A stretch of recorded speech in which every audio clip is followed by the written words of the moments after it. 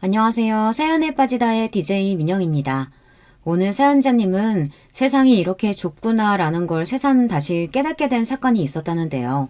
과연 어떤 사연인지 들어보겠습니다. 오늘도 두 가지 사연 준비되어 있는데요. 끝까지 들어주실 거죠? 그럼 오늘의 사연 함께 시작해 볼게요. 안녕하세요. 저는 이혼한 지 딱 1년이 지난 30대 이혼녀입니다. 저는 결혼 생활이 좀 힘들기는 했어도 제가 이혼까지 하게 될 줄은 꿈에도 몰랐어요. 남편과 살면서 이래저래 힘든 일은 많았어도 잘 참고 살다 보면 언젠가는 다른 부부들처럼 평범하게 살 수 있을 줄 알았거든요. 저와 남편은 결혼정보회사에서 소개로 만나 결혼했습니다. 사실 저는 30이 다 될 때까지 전혀 결혼 생활이 없었는데 어머니가 30 전에는 무조건 결혼해야 한다고 자꾸만 부추기시는 바람에 얼렁뚱땅 선을 봐서 결혼을 했어요. 물론 그렇다고 아무 남자라도 좋은 건 아니었어요. 남편과 다른 건 몰라도 조건은 잘 맞았거든요. 남편과 결혼한 이유는 제가 생각했던 남편감으로서 기준에 다 부합했기 때문이에요. 남편과 처음 만났을 때 30이 넘은 남자라고 하기엔 좀 순수해 보였어요. 남편은 자리에 앉자마자 쉬지 않고 본인의 부모님 이야기를 했어요. 부모님께서 부부 사이가 굉장히 좋으시대요. 그리고 말끝마다 본인은 부모님을 매우 존경한다고 했죠. 처음엔 그 모습이 굉장히 솔직하고 좋아 보였습니다. 부모님께서는 젊어서 형편이 좋지 않으셨는데도 언제나 주변에 힘든 사람이 있으면 외면하지 않고 물심양면으로 도와주셨어요. 제가 그런 모습을 보고 자라서 그런지 저도 부모님처럼 하루라도 빨리 가정을 이뤄서 화목하게 지내는 게 꿈이에요. 다른 건 몰라도 자식이 부모님을 공경하고 존경한다는 게 저로서는 새롭고 신선했습니다. 저는 그러질 못했거든요. 저희 부모님은 제가 어렸을 때부터 사이가 안 좋으셔서 매일 싸웠어요. 저랑 동생 앞에서도 서로를 매일 헐뜯고 미워했죠. 그런 모습을 보고 크다 보니 저는 부모님을 믿고 신뢰할 수 없었습니다. 원래 사람은 자신에게 없는 걸 부러워하잖아요. 저는 화목한 가정에서 자란 아이들이 항상 부러웠어요. 남편의 그런 순수한 모습이 좋았던 저는 어느새 남편에게 홀딱 넘어가 콩깍지가 씌이고 말았습니다. 남편은 만나면 만날수록 참 착한 사람이었어요. 저에게 잘하는 건 물론이고 제 주변 사람들까지 항상 챙겼죠. 저녁을 먹다가 맛있는 걸 먹으면 항상 포장해서 부모님께 갖다 드리라고 했어요. 그뿐만이 아니에요. 제가 친구들과 만나고 있으면 늦게라도 데리러 와서 친구들과 먹은 밥값을 계산하고 친구들 택시비까지 본인이 결제했습니다. 남편은 주변에 친구가 많았어요. 모임도 많고요. 저야 남편이 워낙 성격도 좋고 주변 사람들을 잘 챙기는 사람이니 당연한 일이라고 생각했습니다. 거기다가 남편이 참 대단했던 게 그렇게 친구가 많고 모임이 많아도 저와 만나는 동안 저에게 소홀했던 적이 없었어요. 옆에서 보니까 부모님에게도 참 잘하는 것 같더라고요. 남편의 그런 점을 보며 저는 참 많이 배웠어요. 저는 항상 저에게 소홀하고 관심 없는 부모님만 탓하며 미워하기만 했는데 남편을 보니 자식도 부모에게 살뜰하게 잘하면 자연스레 부모님도 자식을 믿고 챙겨주시는구나 싶더라고요. 물론 연애할 때는 남편의 그런 점이 좋았어요. 참 다정하고 남을 잘 챙기는 사람이구나 싶어서요. 그런데 결혼하고 보니 남편이 도가 지나쳐도 너무 지나치더군요. 알고 보니 남편은 좋게 말해서 사람이 착한 거지 호구나 다름없었습니다. 결혼하면 결혼 전처럼 매일 친구들 만나고 모임에 매번 참석하기 어렵잖아요. 남편도 저와 결혼하고 나서는 저와 시간을 보내느라 친구들과 사이도 소홀해지고 모임에도 잘 나가지를 못했어요. 그러던 어느 날이었어요. 저는 생각지도 못할 이야기를 듣게 됐습니다. 일요일 아침이라 원래라면 남편이 고등학교 때 친구들을 만나 축구를 하는 날이었어요. 그런데 남편이 전날 저와 늦게까지 데이트를 하고 야간 영화를 보고 들어와서 피곤하다며 아침 축구를 빠졌습니다. 그런데 이른 아침부터 남편 핸드폰이 울리더군요. 아직 잠에서 덜 깬 남편이 전화를 받았습니다. 그런데 옆에서 자고 있던 저에게 들릴 정도로 남편 친구가 소리를 치더군요. 야, 너 축구장 대여를 안 냈어? 오늘 내는 날이라는데. 그리고 오늘 너 축구 안 나온다고 그랬다며? 네가 안 나오면 우리 아침은 누가 쏘냐? 순간 저는 제 두 귀를 의심했습니다. 제가 잠결에 말을 잘못 들은 줄 알았어요. 그런데 곧바로 남편이 어쩔 줄 몰라 하더니 우물쭈물 하더군요. 내가 어제 너무 늦게 들어와서 너무 피곤한 거 있지? 다음 주에 내가 가서 다 낼게. 남편은 축구장 결제일인 걸 깜빡했다면서 본인이 다음 주에 가서 내겠다고 했습니다. 순간 저는 남편이 축구 모임 총무라도 되는 줄 알았어요. 그런데 아니랍니다. 20살 때부터 지금까지 내내 남편이 축구장 대여료를 다 냈대요. 한 달에 50만 원이 넘는 돈을요. 다음 주에 와서 네가 내는 거야 당연한 거고 지금도 안 와서 우리 다 아침밥 굶고 집에 가게 생겼잖아. 내가 쪽팔리게 전화까지 해야겠냐? 오늘 안 나올 거면 내 통장으로 밥값 입금이라도 해라. 넉넉하게 보내. 네 덕분에 맛있는 거나 좀 먹게. 그 순간 저는 자리에서 벌떡 일어났습니다. 장난이라고 하기엔 남편의 반응도 이상하고 친구라는 놈의 말투도 이상했습니다. 사실 그전에도 몇 번 이해가 안 됐던 상황이 있었어요. 남편은 항상 친구들을 만나고 오면 특별한 일이 없어도 본인이 계산했습니다. 당시에는 좀 이상하다고 느끼기는 했는데 이제 보니 확실히 문제가 있는 것 같더군요. 그 와중에 더 화가 나는 건 남편의 태도였어요. 멍청한 남편은 덥석 알았다고 대답을 하고 전화를 끊더니만 정말 친구에게 돈을 송금하려고 했어요. 저는 순간 놀라서 남편의 핸드폰을 뺏었습니다.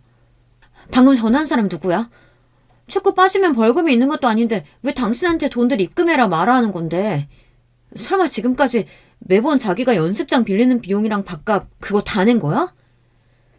저는 도저히 남편의 행동이 이해가 되지 않아 따지듯 물었습니다.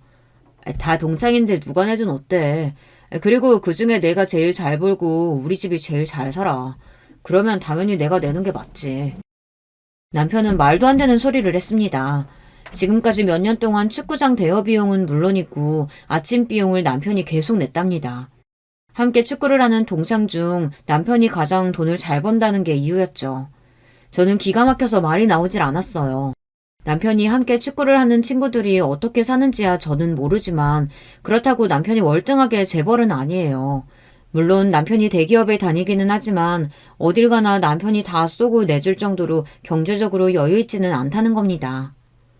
당신이 원래 주변 사람들 잘 챙기는 건 아는데 아무리 그래도 이건 아니지. 정말 축구 하루 빠졌다고 친구한테 돈을 보내기라도 하겠다는 거야? 그럼 어떡해. 내가 없어서 아침도 못 먹게 생겼다는데. 아침 먹을 돈이라도 보내줘야지. 그 순간 알겠더라고요. 남편이 아주 큰 착각에 빠졌다는 걸요. 저는 그대로 침대를 박차고 일어나 남편에게 당장 씻으라고 했습니다. 그리고 저도 외출 준비를 했어요. 남편은 제 말이 무슨 말인지 못 알아듣고 우왕좌왕했습니다. 빨리 일어나. 친구들 아침 사주러 가야지.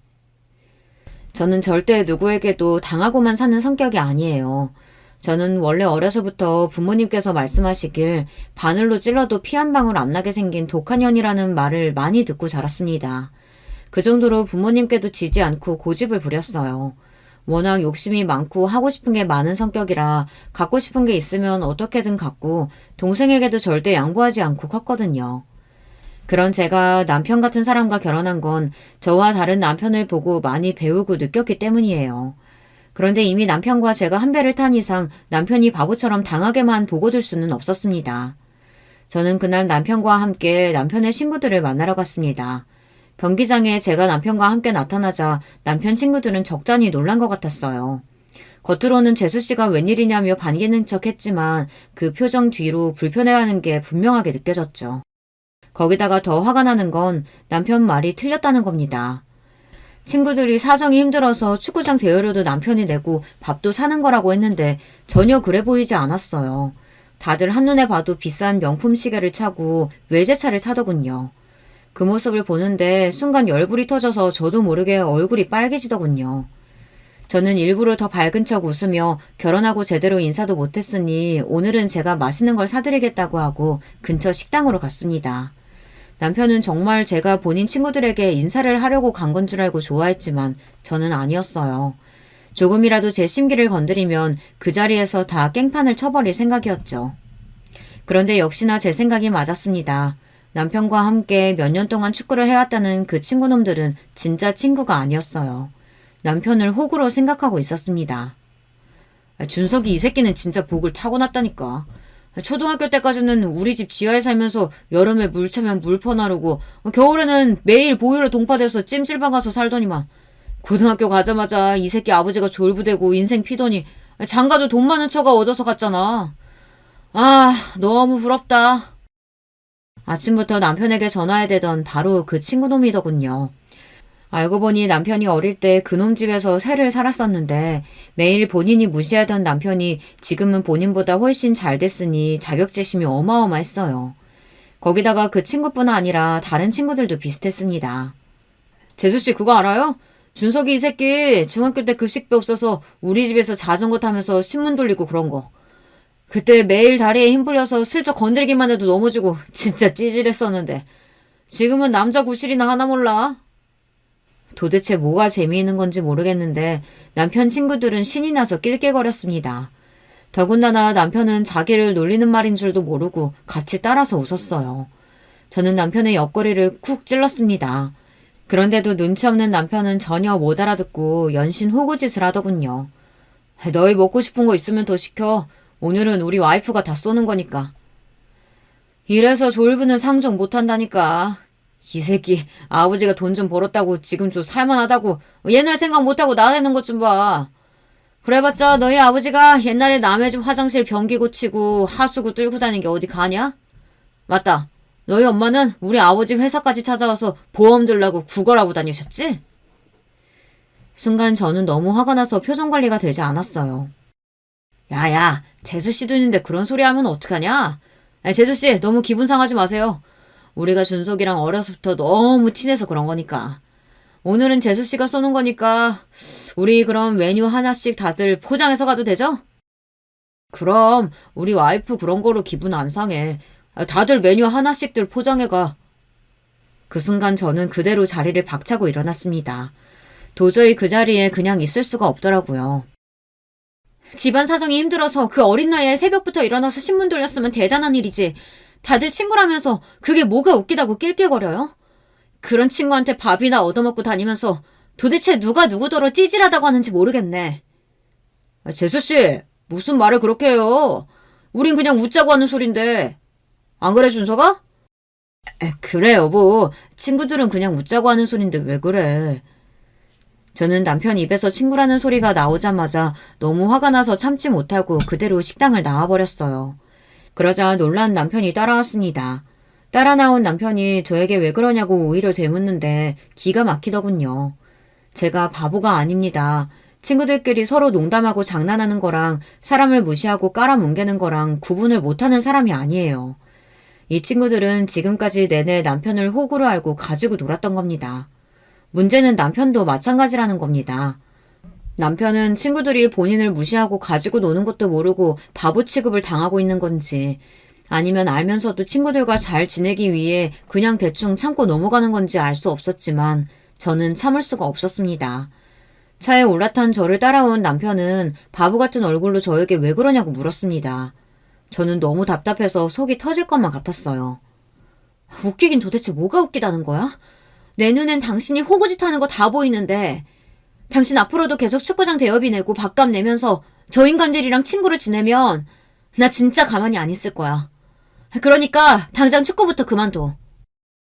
저도 어린애가 아니다 보니 남편처럼 착하고 순진한 사람 곁에는 항상 그런 점을 이용하려는 사람들이 꼬이기 마련이라는 거야 잘 알고 있었지만 오랫동안 알고 지내왔던 친구들이 남편에게 그랬다는 점에서 저는 적잖이 충격을 받았습니다.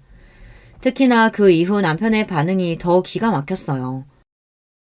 자기야말로 왜 이래? 내가 아무렇지 않다는데 당신이 친구들 앞에서 이렇게 화내고 나오면 내가 앞으로 곤란해지잖아. 순간 저는 기가 막혀서 말문이 다 막혔습니다. 호구짓 하는 걸 답답해서 도와줬더니만 남편은 오히려 저 때문에 본인이 곤란해졌다며 짜증 섞인 목소리로 말하더군요. 그러더니 한다는 말이 더 가관이었어요.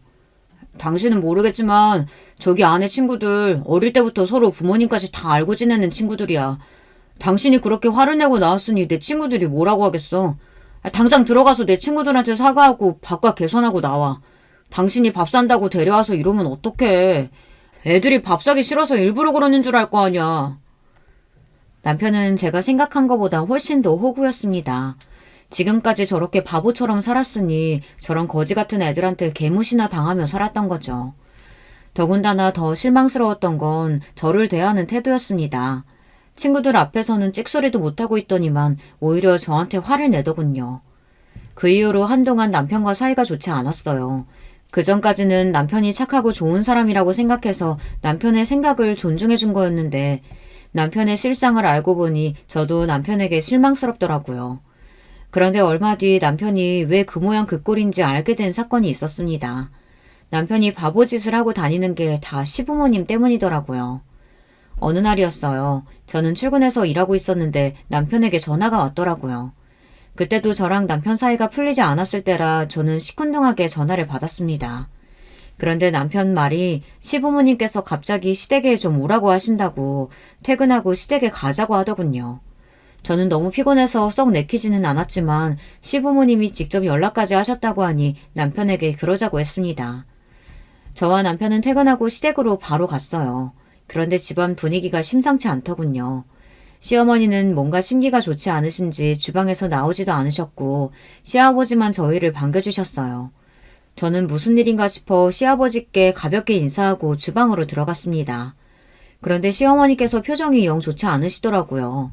저는 아무래도 분위기가 이상해서 시어머니에게 무슨 일 있으시냐고 물었어요. 그러자 시어머니께서 너희 아버지 때문에 살 수가 없다고 하소연을 하시더군요. 알고 보니 저희가 오기 직전에 시부모님 두 분이 좀 다투신 것 같았어요. 다투신 이유가 그런데 저희와 관계가 있더라고요. 저녁 식사를 하려고 하는데 시아버지께서 대뜸 이상한 소리를 하셨어요. 준석이 너 대기업 다니니까 네 이름으로 대출 좀 받아줄 수 있지? 네가 내일 은행에 가서 대출 3천만 좀 받아서 나한테 좀 보내줘라. 내가 지금 당장 융통할 돈이 없어서 그런데 다음 달 말일이면 돈 나오니까 그때 갚아줘봐. 순간 저는 눈이 휘둥그레졌습니다. 아무리 가족이라도 그렇지 3천을 대출까지 받아서 빌려달라니요. 저는 당황해서 시아버지께 무슨 일이시냐고 물으려던 참이었는데 그 순간 시어머니께서 버럭 소리를 지르셨습니다. 이 인간아! 내가 그렇게 애들한테 말하지 말라고 말렸는데 결국은 하네. 준석아, 네 아버지 또 세탁소 하는 윤상이 아버님 도와주려고 하는 짓이니까 절대 대출 받아주지 마. 이 옆에 내가 어디 감히 남자들 하는 일에 간섭이야 간섭은? 윤상이 내가 남이야? 우리가 옛날에 그 집에서 얻어먹은 쌀이 얼만데 이 정도도 못 도와줘? 알고 보니 윤상이는 얼마 전 축구 모임에서 봤던 남편 친구더라고요. 아주 대대로 그 집에 호구짓을 하고 계셨습니다. 가족은 무슨 지난번에도 5천이나 빌려주고 아직도 못 받고 있으면서 아들한테 빚까지 내라고 해서 도와준다는 게 말이 돼? 내가 정말 며느리 볼 낯이 없어. 내가 이번 달에 수금이 늦어져서 그런 거지.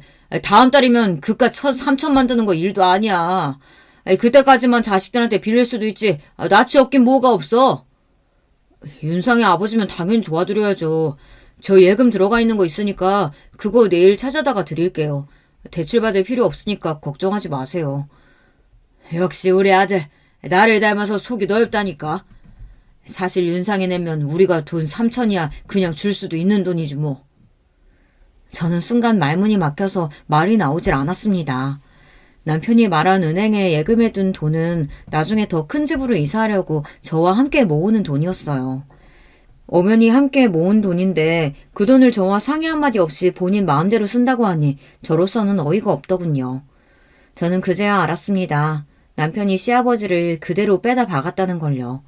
저는 고민하다 슬쩍 남편과 눈을 맞추고 이야기를 했습니다. 여보, 그 돈은 우리 내년에 이사 가려고 같이 모은 돈인데 상의도 없이 갑자기 그러면 어떡해.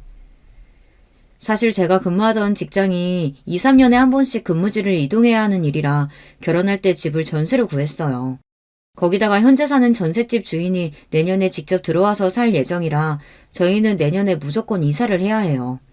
더군다나 저희 부부가 내년에는 아이도 가질 계획도 하고 있어서 내년에 이사할 때는 집을 사서 가기로 했습니다. 그래서 조금 빠듯하더라도 월급의 7, 80%를 저축하고 있었습니다. 그런데 그런 중요한 돈을 남편이 저와 상의도 없이 멋대로 쓰겠다고 하니 기가 막히더군요. 그런 와중에 제 말이 거슬렸는지 시아버지께서 나서서 제게 언성을 높이시더군요. 어허, 새아기, 너 그렇게 안 봤는데 시부모님 있는 앞에서 남편한테 일일이 토달고 그러냐? 너희 친정에서 그렇게 가르치든? 그리고 내가 언제 너희 돈 떼먹는다 그랬어?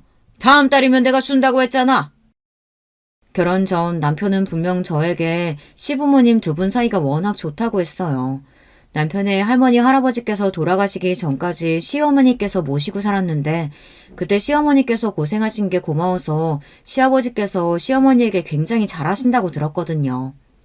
그런데 막상 시아버지를 겪어보니 남편 말과는 달랐습니다. 시아버지는 저희 친정아버지보다 훨씬 더 고지식하고 남의 말은 아예 들을 생각도 안 했어요.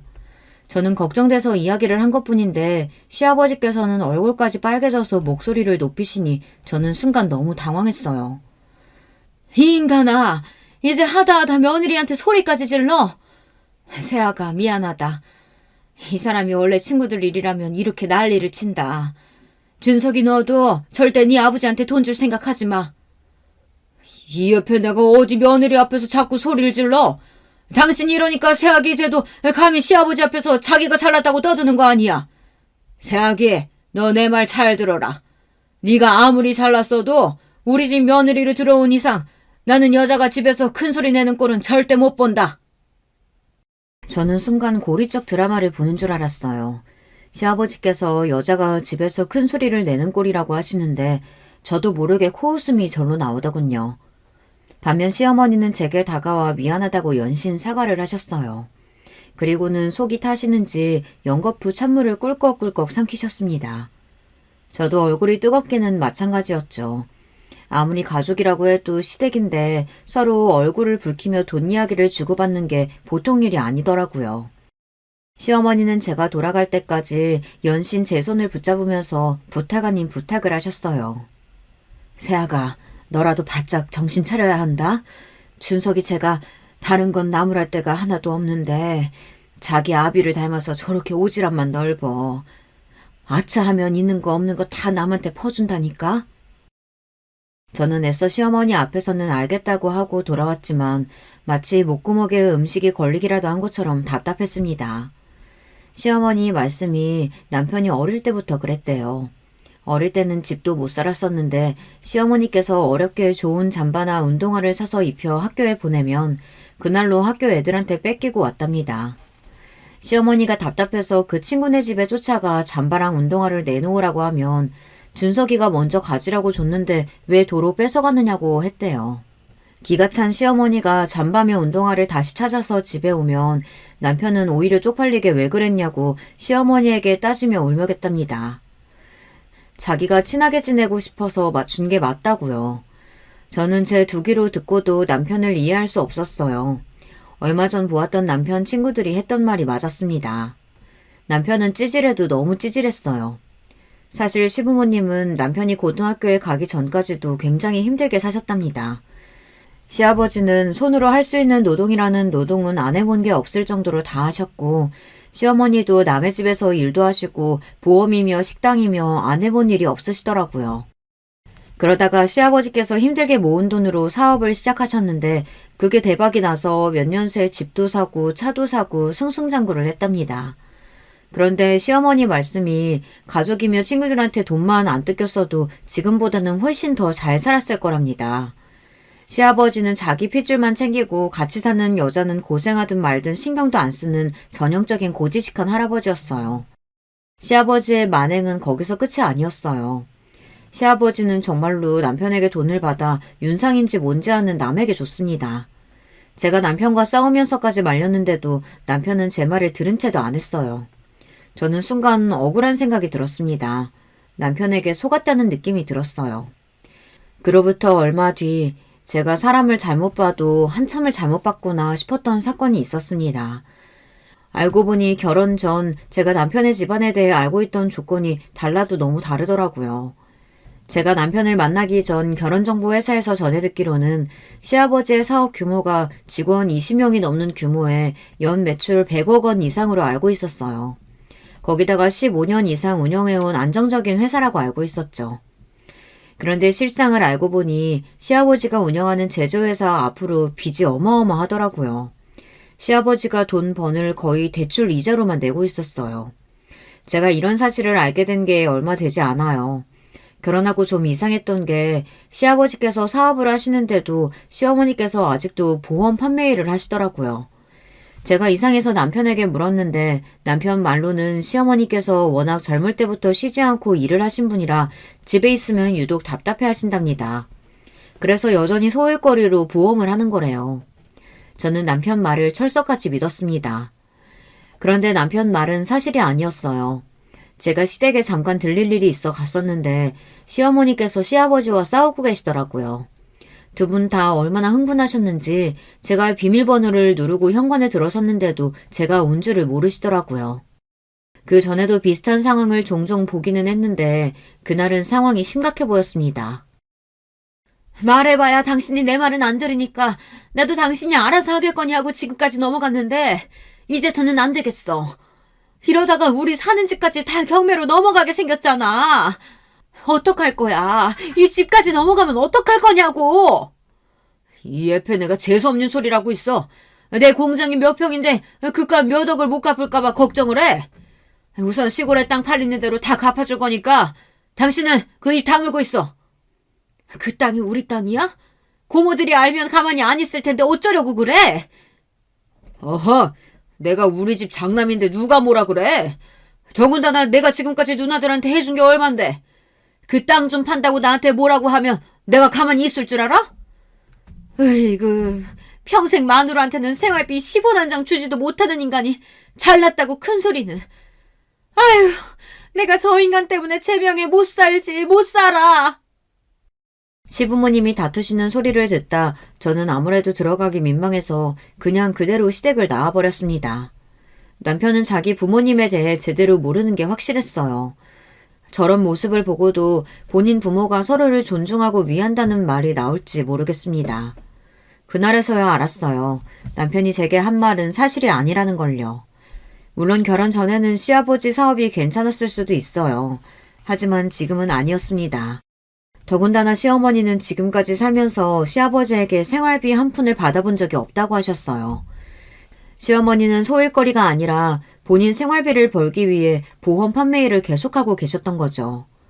저는 시어머니께서 화를 내며 하신 이야기 중 시댁 아파트가 경매에 넘어가게 생겼다는 말이 제일 신경 쓰였어요. 제가 알기로는 시부모님 재산이라고는 시아버지 회사와 공장, 그리고 현재 살고 계시는 30평대 아파트 하나 정도로 알고 있었는데 도대체 빚이 얼마면 고소까지 당하고 고작 10억 넘는 아파트까지 경매에 넘어가게 생긴 건지 걱정을 안 할 수가 없었어요. 저는 그날 집에 가자마자 남편에게 제가 시댁에서 들은 이야기를 했습니다. 아무래도 시아버지 사업에 문제가 있는 것 같다고요. 그런데 제 말에도 남편은 자꾸만 괜찮다고 하며 말을 돌렸습니다. 저는 남편의 태도가 너무 안일하다 싶었어요. 아무리 결혼해서 독립한 자식이라도 시아버지의 행동 하나하나에 시어머니께서 저렇게 힘들어하시는데 자식으로서 모르는 척하는 게 맞는 건가 싶었죠. 시댁일이니까 나도 웬만하면 간섭 안 하려고 했는데 도저히 어머님이 불쌍해서 가만히 못 있겠어. 아버님은 평생 남한테는 몇 천씩 떡하니 빌려주시면서 어머님한테는 지금까지 생활비도 안 주시고 그 연세에 나가서 일하게 하는 게 말이 돼? 당신은 그런 어머님이 가엾지도 않아? 저는 진심이었어요. 시아버지가 평소에 얼마나 돈 있는 걸 자랑하시고 허세를 부리시는지 몰라요. 그러면서 같이 사는 시어머니에게는 무관심하니 저까지 속이 다 상하더라고요. 제 말에 남편은 순간 표정이 확 변했어요. 우리 엄마가 불쌍하긴 뭐가 불쌍해. 당신은 아버지 공장 가보고도 그런 소리가 나와? 엄마가 사업 해본 적이 없어서 잘 몰라서 괜히 불안해하는 건데 어차피 아버지가 다 알아서 하실 거니까 당신은 걱정할 거 없어.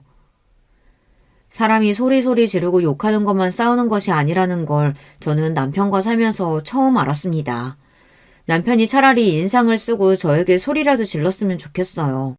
그러면 저도 같이 화를 내고 싸울 수나 있으니까요. 남편은 꼭 사람 좋은 사람처럼 온화한 얼굴을 하고 답답한 소리를 해댔습니다. 그런 얼굴을 보는 게 저는 천불이 나더라고요. 남편은 현실을 직시하지 못하고 자꾸만 제 앞에서 되지도 않는 자존심을 부렸습니다. 자기네 집은 전혀 문제가 없으니 걱정하지 말라는 소리만 했어요. 저는 아무래도 남편과 이야기를 해봐야 답이 나오지 않을 것 같아 이 답답한 마음을 해소하기 위해 시어머니와 둘이 따로 만났습니다. 시어머니에게는 둘이서만 데이트를 하자고 했어요. 저는 시어머니의 기분을 조금이나마 풀어드리고 싶어서 시어머니와 영화도 보고 맛집에도 갔습니다. 시어머니는 생각보다 너무 좋아하셨어요. 시어머니는 영화관에서 영화를 본 게 몇 년 만인지 생각도 안 난다고 하셨습니다. 저는 그런 시어머니가 신경 쓰여 앞으로는 저와 자주 보자고 했어요. 그래도 제 마음이 통했는지 시어머니께서 저를 편안해 하시는 것 같더라고요. 저는 이때다 싶어 슬쩍 며칠 전에 시댁에 갔다가 시부모님 두 분이 싸우고 계셔서 그냥 나왔다는 이야기를 꺼냈습니다. 그러자 시어머니께서 당황하시더라고요. 저는 무슨 일 있으시냐고 걱정돼서 엿듣는가라고 말씀드렸어요. 그러자 시어머니도 머뭇거리더니 결국은 이야기를 하시더라고요. 그런데 그 말에 놀랐습니다. 제 생각대로 시아버지의 사업에 문제가 있었어요. 얼마 전 시아버지 회사의 거래처들이 단체로 시아버지를 고소했답니다. 거래처마다 결제가 몇 억씩 밀려서 거래처들끼리 단합해서 시아버지를 고소했다더라고요. 그래서 그 돈을 거래처에게 제시한 시일 내에 갚지 않으면 시부모님이 사시는 아파트가 경매에 넘어갈지도 모른답니다. 저는 순간 놀라서 표정 관리가 되질 않았어요. 얼마 전까지 친구들한테 몇 천씩이나 빌려주시고 비싼 차도 척척 사시더니 왜... 저도 너무 이해가 안 돼서 저도 모르게 마음의 소리가 튀어나왔습니다. 제가 지금까지 봐온 시아버지는 돈을 쓰는데 거침이 없는 분이었어요. 어디를 가나 항상 본인이 계산하는 건 물론이고 주변에 누가 돈만 빌려달라고 하면 다른 사람한테 빌려서까지 주는 사람입니다. 거기다가 얼마 전에는 잘 타지도 않으시는 차를 2억이 넘는 외제차로 바꿨어요. 그때도 시어머니와 싸우셔서 저와 남편이 민망해 일찍 집에 왔었거든요. 사실 제가 타는 차가 10년이 됐어요. 저희 친정아버지가 제가 대학생 때 집이 멀다고 사준 차였는데 저는 지금까지 그 차를 타고 있습니다.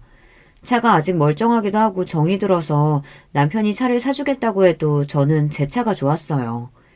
그런데 시아버지께서 매일 제 차만 보시면 그렇게 한 소리씩 하셨습니다. 너는 돈도 잘 버는 애가 왜 아직도 그 똥차를 타고 다니냐?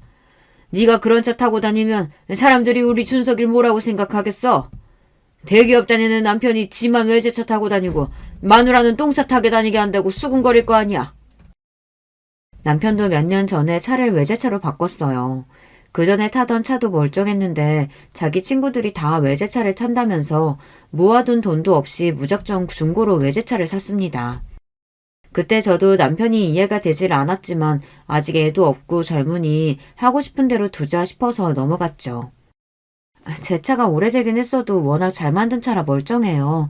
정비소에서도 관리 잘해서 앞으로 3, 4년은 더 타도 괜찮다고 했고요. 너는 없이 큰 애도 아니면서 애가 참 궁상맞다. 아무래도 사돈이 돈 있으면서도 꽁꽁 감춰두고 자식들 고생시키는 짠돌이신가 보다. 시아버지는 툭하면 자리에도 없는 친정 식구들을 이야기를 했습니다. 저희 친정아버지도 사업을 하세요. 저와 남편이 결혼정보회사에서 소개를 받다 보니 처음 결혼정보회사에 등록할 때 부모님 회사 정보에 대해서도 공개했습니다. 당시에 시아버지 회사보다 친정아버지 회사 규모가 커서 제가 등급이 좀 더 높게 나왔는데 그걸 가지고 시아버지는 아직도 자존심이 상하시는지 자꾸만 저희 아버지를 제 앞에서 깎아내렸습니다. 그럴 때마다 저는 아니라고 그렇지 않다고 했는데도 시아버지는 항상 제 이야기를 전혀 듣지 않으셨어요. 그럴 때마다 저는 제 남편이 점점 시아버지랑 더 똑같아지면 어쩌나 걱정됐습니다. 지금도 시아버지를 많이 닮았으니까요. 그러던 어느 날이었습니다. 제가 우려했던 일이 결국은 터지고 말았어요. 시아버지께서 고소당한 사건을 해결하지 못해서 시부모님이 사시던 아파트가 경매로 넘어가고 말았습니다. 그 일로 시어머니께서 충격을 받아 실신까지 하셨어요. 그럴만했죠. 시아버지께서 시어머니 앞에서 본인이 알아서 하겠다고 그렇게 큰 소리를 치더니만 결국은 사고를 쳤으니까요. 저는 시어머니가 걱정돼서 퇴근하면 시어머니께서 입원하신 병원에 매일 들렀습니다. 시어머니는 정신을 차렸는데도 기운이 없어 식사를 제대로 못 하셨어요. 어머니, 지금은 너무 힘드시겠지만 그래도 아버님께서 금방 정리하실 거예요. 그러니까 기운 내시고 얼른 식사하세요. 그 인간이 알아서 하기는 뭘 알아서 해. 그 공장도 반이 넘게 다 은행 빚이야. 집 팔아도 거래처 사람들 돈 주고 나면 남는 것도 없는데 도대체 어떻게 하겠다는 건지. 시어머니의 이야기를 듣는데 저는 너무 기가 막혔습니다. 시아버지는 말 그대로 빚 좋은 개살구였어요. 여기저기 빚 만지고 떵떵거리며 다니신 거죠. 온갖 허세는 다 부리면서요. 저는 시어머니가 너무 불쌍했습니다. 평생 그런 남자랑 사셨으니 얼마나 마음고생을 많이 하셨을까 싶어서요. 그런데 이게 남의 이야기가 아니었습니다. 그날 저녁 저는 남편에게 이야기했어요. 시댁 상황이 좀 안 좋은 것 같으니 시어머니께서 퇴원하시면 아파트가 정리될 때까지 우리 집에 잠깐 모시자고요.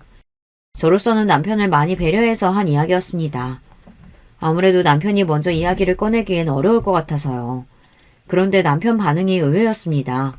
저에게 그럴 필요 없다네요. 아버지가 금방 정리할 텐데 왜 다들 이렇게 오바야. 아버지 타는 차 몰라? 그 차만 팔아도 전세금은 나와. 걱정하지 마.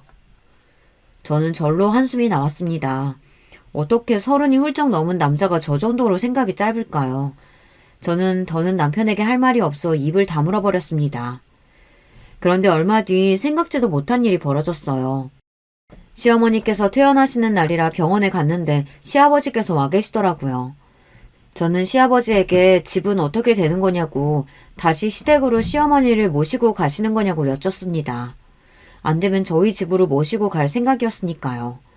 그런데 시아버지께서 대뜸 하시는 말이 기가 막히더군요. 안 그래도 그 아파트 너무 작아서 이사하려 했었어. 그래서 이번 기회에 팔고 아예 공기 좋은 동네 가서 살려고 2층짜리 전원주택으로 내가 싹 알아보고 계약했다. 이제 잔금만 내면 돼. 저는 그래도 다행이다 싶었습니다. 남편 말대로 시아버지가 아예 생각이 없는 사람은 아닌가 싶어서요. 그런데 곧 바로 하는 말이 어이가 없었습니다. 그래서 말인데 네가 1억만 좀 구해와라.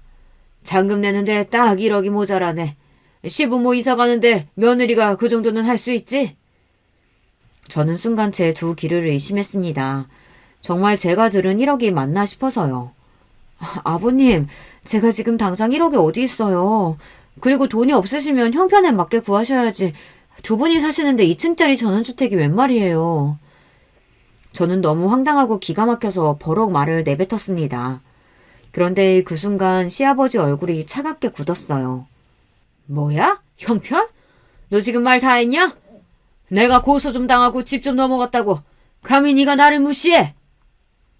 시아버지는 사람들이 다 있는 병원에서 저에게 고래고래 소리를 질렀습니다. 그러더니 저에게 너처럼 버릇없는 애를 며느리로 인정할 수 없다며 당장 나가라고 엄포를 놓으셨어요. 저는 황당해서 왜 이러시냐고 저도 가족인데 그런 소리도 못하느냐고 했습니다.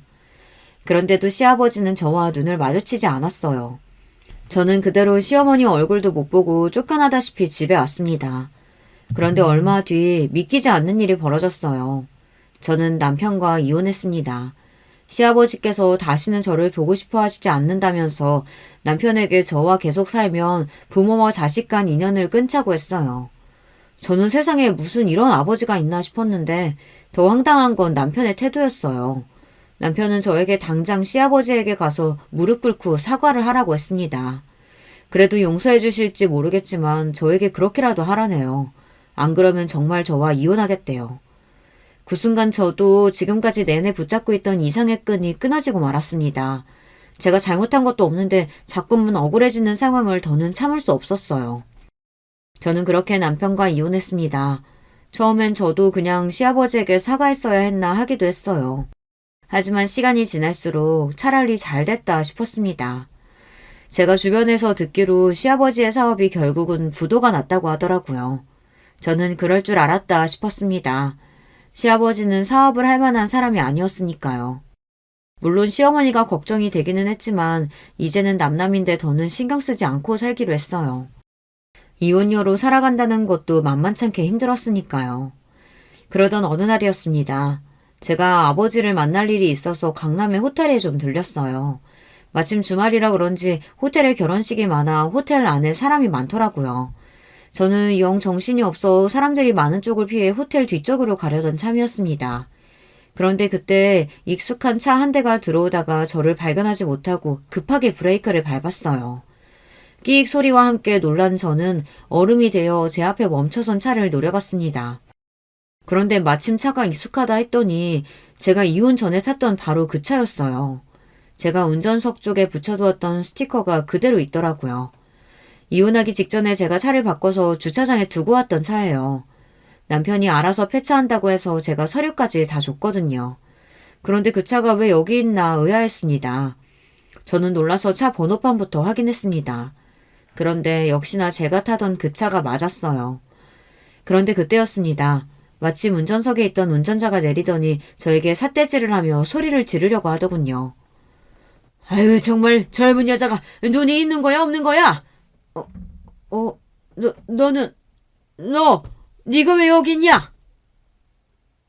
저더러는 구질구질한 똥차 팔아버리라고 그렇게 소리를 지르던 양반이 그 차를 타고 저를 노려보고 있더군요. 알고 보니 시아버지가 부도가 나면서 다 팔고 아무것도 없으니 제 차를 넘겨받아 타셨나 봐요. 저에게 맨날 그렇게 똥차라고 무시하던 그 차를 말이죠. 그러더니 더 웃긴 건 시아버지가 본인 팔짱을 끼시면서 저를 향해 다가와 기분 나쁘게 비웃었습니다. 너는 전부터 느낀 거지만 참 네 주제도 모르는구나. 1억도 없어서 이혼당한 거지 같은 년이 이런 고급 호텔도 다니고? 시아버지는 또 시작이었습니다. 본인이야말로 이제 가진 거 없는 빈털털이라는 거 뻔히 다 아는데 제 앞에서 그나마 있는 척이라도 하고 싶은 건지 꼴에 저를 무시하더군요. 아버님이야말로 사업 다 망했다면서 이런 고급 호텔엔 어떻게 오셨어요? 구걸이라도 하러 오셨어요? 뭐 구걸? 내가 구걸 같은 걸 왜 해? 나도 여기 커피 마시러 왔다. 저도 웬만하면 다 늙어서 쭈글거리는 노인네 속까지 긁고 싶지는 않았지만 아무래도 시아버지 하는 꼴이 기가 막혀서 참을 수가 없었습니다. 자기 아들 이혼까지 시켜놓고 아직도 자기 잘못을 모르고 있는 꼴이 우스웠어요. 저는 시아버지와 똑같은 자세로 팔짱을 끼고 가늘어진 눈매로 비웃으며 시아버지를 쏘아봤습니다. 그러고는 참고 있던 말을 시원하게 뱉어버렸어요. 나는 또 제가 버린 똥차 타고 다니시길래 많이 힘드신가 보다 했죠. 사실은 이 호텔 저희 아버지 거예요. 그러니까 이제라도 아셨으면 우리 호텔에서 꺼져줄래요? 저는 그 순간을 아직도 잊지 못합니다. 쭉 찢어진 사악한 시아버지의 눈매가 바들바들 떨리던 그 모습을요. 뭐야? 이거 어디서 구랄치고 있어? 내가 분명 너희 아비 하던 사업 다 접고 시골 내려갔다는 얘기 들었는데. 시아버지는 제가 분명 눈동자까지 세차게 흔들리는 모습을 보았는데도 끝까지 안 그런 척 저에게 거짓말을 하고 있다고 물어붙였습니다. 그때였어요. 호텔 유니폼을 입은 직원들이 주차장 앞을 지나가다 저를 보고 달려와 90도로 인사를 하자 그제야 시아버지는 휘둥그레진 눈으로 놀라 떡 벌어진 입에 개거품을 물었습니다. 말도 안 돼. 네가 어떻게? 이제 좀 알겠어요? 아버님께서 얼마나 멍청하게 군 건지. 사실은 이랬습니다. 친정아버지께서 제가 이혼을 준비하던 당시에 하던 사업을 모두 다 정리하신 건 맞아요. 지금까지 일하느라 너무 힘들어서 지쳤다고 혼자라도 시골에 내려가 살고 싶다고 하셨거든요. 그런데 친정어머니 생각은 달랐어요. 시골에는 절대 내려가고 싶지 않다고 하셨죠. 그래서 두 분이 또 피 터지게 싸우셨어요. 당시에 저는 제 상황만으로도 힘들어서 부모님 일에는 신경 쓸 겨를이 없었습니다. 제가 부모님보다 먼저 이혼을 했으니까요. 그런데 신기하게도 부모님께서 제가 이혼한다는 이야기를 하자마자 꽤 충격을 받으셨어요. 부모님은 워낙 제가 말이 없다 보니 항상 제가 알아서 잘 사는 건 줄 알았는데 결혼하고 몇 년 동안 제가 혼자 마음고생을 했다는 걸 아시고는 굉장히 속상해 하셨어요. 그러고는 아버지께서 중요한 결정을 내리셨습니다. 저를 혼자 둘 수 없다며 사업을 모두 정리한 돈으로 호텔을 인수했어요. 저에게 물려주시겠다고요. 사실 저도 잘 기억이 나지 않지만 제가 어릴 때 부모님과 처음이자 마지막으로 해외여행을 갔을 때 제가 바다나 놀이동산보다 호텔을 더 좋아했대요. 그러면서 나중에 크면 호텔에 살고 싶다고 했답니다. 아버지는 워낙 일이 바쁘시다 보니 제가 자라는 모습을 거의 보질 못하셨어요. 그래서 유일하게 기억하고 있는 저의 모습이 호텔을 좋아하던 그 모습이었던 거죠. 아버지는 이혼한 저에게 위로는 해주고 싶은데 방법은 떠오르질 않으니 제가 기뻐할 만한 일을 해주신 겁니다. 저도 처음엔 아버지의 말이 믿기지 않았지만 아버지는 정말로 대형 호텔을 인수했어요. 그리고 전문 경영인을 고용해 운영하고 계십니다. 덕분에 저는 언제든 호텔에 올 수 있어요. 저는 아버지가 기억하시는 대로 호텔을 좋아하더라고요. 호텔에 오면 아무것도 하지 않고 있어도 마음이 편했습니다. 그런데 이제는 마음만 편한 게 아니라 이혼한 뒤로 가슴 한켠에 남아있었던 시아버지에 대한 앙금마저 싹 녹아 내려갔네요. 제 말에 발을 동동 구르며 똥차에 올라타는 시아버지의 모습을 보는데 속이 너무 시원했어요. 거기다가 더 대박이었던 건 그날로부터 얼마 뒤 시아버지에게 뜬금없이 전화가 왔다는 겁니다. 저는 핸드폰에 시아버지 번호가 뜨자마자 안 받으려고 했지만 도무지 영문이 궁금해서 안 받을 수가 없었습니다. 그런데 안 받았으면 큰일 날 뻔했어요. 재미있는 구경도 못할 뻔했거든요. 저기 아가야, 너랑 우리 준석이가 결국은 남남이 됐지만 그래도 몇 년간 가족으로 살았던 정이라는 게 있는데 어떻게 그걸 싹 잊고 살겠니? 저는 이 양반이 갑자기 무슨 일로 일어나 싶어서 무슨 일로 전화했냐고 따져 물었어요. 용건이 뭐냐고요. 그러자 시아버지가 하는 말이 아주 우스웠습니다. 그래서 말인데 내가 이번에 칠순이잖아. 너희 호텔에서 잔치 좀 싸게 할 수 없을까 해서 연락을 좀 했는데 말이지. 정말 뻔뻔해도 어쩜 저렇게 낯이 두꺼울까요? 저는 순간 너무 기가 차서 웃음이 다 튀어나왔습니다. 역시 참 대단하시네요. 제가 누구 때문에 이혼했는데 염치도 없이. 가족이라는 게 원래 다 싸우기도 하고 화해도 하고 그러는 거 아니겠니? 네가 조금만 너그러운 마음으로 좀 이해해주면. 제가 너무 짜증이 나서 너그러운 마음 같은 소리하고 있네 라고 소리를 지르려던 그때 핸드폰 너머로 익숙한 목소리가 들렸습니다. 바로 전 시어머니였어요. 이 인간이 전화하지 말라니까 화장실에까지 숨어서 전화를 하네. 얘 아가, 전화 빨리 끊어라. 아무래도 이 인간 노망났나 보다.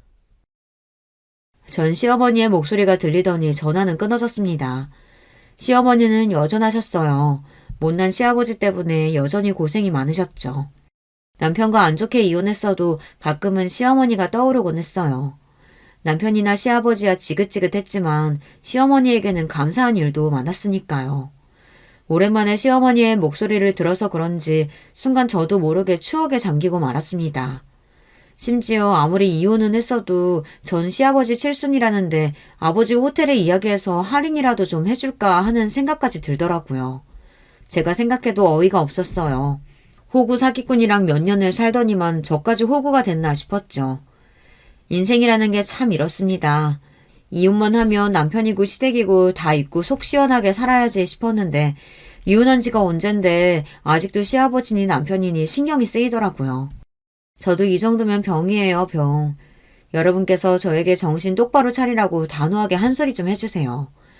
댓글 달아주시면 제가 하나하나 다 읽고 정신 바짝 차리겠습니다. 지금까지 저의 이야기 들어주셔서 감사해요. 여러분의 가정에는 항상 즐거운 일만 가득하시길 바라겠습니다. 여러분, 두 번째 사연 시작하기 전에 좋아요, 구독 꼭 눌러주실 거죠? 그럼 두 번째 사연 바로 시작합니다. 안녕하세요. 저는 서울 변두리에 거주하고 있는 기혼 여성입니다. 매일 애청하고 있는 사연에 빠지다. 특히나 재미있는 사연을 들을 때면 저도 한 번쯤 제 얘기를 신청해보고 싶었는데 바로 오늘 하게 됐네요. 저는 연애 시절부터 워낙 남편하고 성격도 제법 잘 맞고 대화도 잘 통했기 때문에 그의 모친 되시는 제 시어머니께서 설마하니 그렇게 독특하신 분일 줄은 몰랐어요. 결혼 생각이 있어서 시어머니께 처음 인사를 드리러 갔을 때였는데요. 당연히 시어머니께서도 당신의 며느리가 될 저에게 궁금하실 게 많을 거잖아요. 그래서 무슨 질문들을 하시려나 싶어서 긴장과 기대가 많이 됐었죠. 그런데 제게 건네신 첫 번째 질문은 이거였어요. 뭐시겠니? 전문대학교라고요? 우리나라에 그런 허접한 곳도 참나. 세상에나 대학이랍시고 존재를 하고 있었단 말이에요? 네, 그러실 만도 하죠. 이름이 잘 알려진 대학은 아니니까요. 저도 고등학교 3학년 때 처음 이 대학을 알았던 것 같아요. 그렇구나. 아가씨는 사람이 참 특이하네. 어쩜 그런 곳을 나와가지고서는 대학을 나온 사람이라고 주변에 말을 당당하게 하고 살 수가 있었을까. 우리 혜진이는 우리나라 사람이라면 모르는 사람이 아무도 없는 유명한 대학교를 나와서요. 내가 이름 모를 전문대 나부랭이 쪽에는 영 지식이 없으니까 아가씨가 이해를 해줘요. 참 혜진이는 내 딸이에요. 네, 익히 들었습니다. 사실 통화도 한번 한 적 있어요. 목소리가 아주 차분하시더라고요. 아유, 사람 볼 줄 아네. 우리 혜진이가 차분하고 성실하고 우직하고 바르게 타고나는 거 따지면 아우 한도 끝도 없어요. 아, 가방끈이 용마땅치 않아서 잘난 사람 얘기는 혹시 듣기 불편한 거 아니죠? 제가 떨떠름하게 아니라며 고개를 저어드렸는데 그 후로 시어머니께서는 고삐 풀리신 것 마냥 저에게 오만 이야기를 다 늘어놓으시는 분으로 빠르게 변모하셨어요. 그래서 제가요 두고두고 후회를 했죠. 첫 단추를 잘 꿰써야 했는데 어리 빠져서는 어영부영 순간을 모면하려고 대충 맞장구를 쳐드렸더니 시어머니께서 저를 편하게 보셔도 너무 편하게 보시고 행동을 하셨거든요. 시어머니께서 꼭 언급하시는 대학 이야기가 있는데요. 배경 설명을 드리자면 우선 저는 경기도에 있는 전문대를 나왔어요. 제 남편은 서울 소재의 4년제 대학을 나왔는데 어지간히 대학에 관심 있지 않은 다음에야 그 대학 이름을 정확히 모르시는 분들이 더 많을 것이에요. 이런 저희 부부와는 다르게 국내 최고라고 할 수 있는 간판 명문대 3곳 중에 한 곳을 나온 사람이 있었으니 바로 제 시누이였어요. 남편보다 3살 어리고 저보다는 2살 어린 제 시누이는 고려대학교에서 경영학을 전공했습니다. 명문대 다니는 시누이는 시어머니의 가장 큰 자랑이었다고 하네요. 우리 혜진이가 따로 과외 한 번을 안 받고 혼자서 고려대를 들어간 거야. 재수, 삼수, 사수를 해서 들어가는 사람들이 수두룩 빽빽한 고려대학교에 집안에 별다른 도움 하나 안 받고 혼자 힘으로 한 방에 들어갔으니 아우, 대학은 최초 합격이 있고 추가 합격이 있는데 우리 혜진이는 세상에나 추가가 아니라 바로 1차에 붙어버린 독보적이고 뛰어난 입학생이었지. 아, 그렇군요. 역시 아가씨 대단하신 것 같아요. 그런데요, 어머님. 기쁘게 말씀하시는 와중에 죄송하지만 제가 그 얘기를 벌써 4번째 듣고 있거든요. 뭐? 내가 이미 이 얘기를 했었다고? 내가 언제? 혜진이가 입학하자마자 인기 많았다는 얘기만 했지 최초 합격했다는 얘기 안 했잖아. 아니요, 하셨어요. 첫 학기에 아가씨가 학점 잘 받아오셨다는 그런 얘기도 저한테 진작 하셨었고요. 그러니? 근데 너는 공부도 잘 못했던 애가 왜 이런 데서는 기억력이 좋고 난리야? 끼케야 전문대 출신이. 우리 혜진이 얘기 좀 더 하고 싶은데 네가 초를 딱 쳐버리니까 내가 김이 빠지네. 예, 넌 앞으로 분위기 좀 읽어야겠다. 학교 다닐 때 교과서 안 읽던 솜씨를 이런 식으로 발휘하면 네 시어머니인 내가 난감해져. 아주 황당한 말씀을 나름의 언어 유희랍시고 하시던 시어머니 앞에서 저는 어이가 없었죠. 사람이 너무 당황하면 말문부터 막힌다는 것을 저는 시어머니를 통해서 처음 알게 됐던 것 같아요. 항상 말씀마다 우리 혜진이를 달고 사셔서 왜 저렇게 딸 사랑이 지극하신 것인지 의문이었는데 시누이가 명문대에 떡하니 합격했던 시기에 비밀이 담겨 있었더라고요. 저에게 왕래하는 시어머니는 계시지만 시아버지는 계시다고 할 수가 없었는데 그 이유가 시부모님께서는 이혼을 하셨습니다. 저하고 연애할 때 남편이 종종 그런 얘기를 했었어요. 자기는 나중에 결혼하고 아이 낳고 가정을 꾸리고 나면 무조건 처자식에게만 충성하면서 집중하는 가장이 되고 말 것이라고요. 거의 스스로에게 주문을 걸듯이 그런 포부를 밝히길래 혹시 이유가 있는지 궁금했지만 남편은 함구했었는데 저희가 결혼을 진행하게 되면서 그때 제게 밝혔어요. 우리 부모님이 이혼하신 건 너도 알고 있겠지만 사실 그게 단순한 성격 차이 때문이 아니었어. 아버지께서는 내가 중학생이던 때부터 상습적으로 바람을 피우셨어. 그 때문에 엄마는 스트레스를 너무 많이 받으셔서 한 번은 길에서 쓰러지신 적도 있을 정도였어. 그게 정말이야? 아니, 어떻게 바람을 피워대셨으면 상습적이었다고 하는 거야? 듣기만 해도 속이 갑갑해진다. 차라리 진작에 이혼을 하시지. 엄마는 사춘기였던 우리 남매한테 부모의 이혼이라는 납품을 남겨주고 싶지 않으셨다고 해. 게다가 외갓집이 많이 고지식한 분위기의 집안이거든. 그런 데서 자라오신 엄마로선 이혼이 너무나도 큰 벽처럼 느껴지셨을 거야. 아버지께서 돈을 잘 벌어다 주시는 것도 아니었고 자식들에게 다정한 분도 아니셔서 엄마 혼자서 너무나도 큰 짐을 짊어지신 채 10년 가까이 인내하셨어. 난 그래서 아버지만 생각하면 화가 나고 엄마만 생각하면 그 곁을 보필해드리지 못했던 내 자신에 대해 화가 나서 너무 죄송한 마음이 들어. 저는 상견례장 그리고 결혼식장에서 딱 2차례 시아버지를 뵀는데요.